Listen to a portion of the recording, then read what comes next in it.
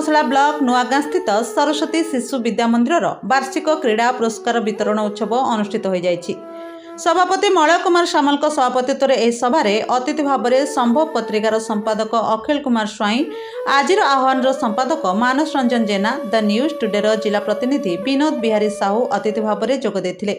प्रथमे ठाकुरंकर फटोचित्र में पुष्पमाल्य दे प्रदीप प्रज्वलन करा। परे परे कुनि कुनि पिला माने गुरु वंदना, गीता श्लोक आवृत्ति, मातृवंदना प्रमुख आवृत्ति करी भक्तिपूत परिवेश सृष्टि करथिले। एही स्कूलटी मात्र 5 वर्ष भितर बहु पुरातन स्कूल अपेक्षा स्वतंत्र परिचय सृष्टि करि पारिछि। एठारे छात्र छात्री मानकु विशेषकर बौद्धिक और नैतिक शिक्षा उपरे गुरुत्व दिया जाय थाए।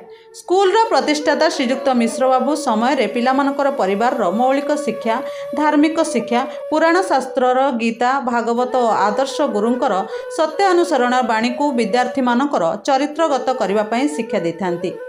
ए स्कूल शिक्षा व्यवस्था पुराण वर्णित गुरुकुल आश्रम परी छात्र छात्री गुरुजी गुरुमा मानक भितरे नियारा संपर्क देखा मिलता है।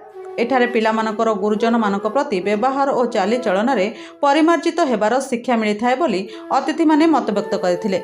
स्कूल निर्देशक विनोद कुमार मिश्र अतिथि परिचय और सूचना प्रदान करथिले। पिलामानक मध्यरे 13टी विभाग में खेलकूद अनुष्ठित होइथिला।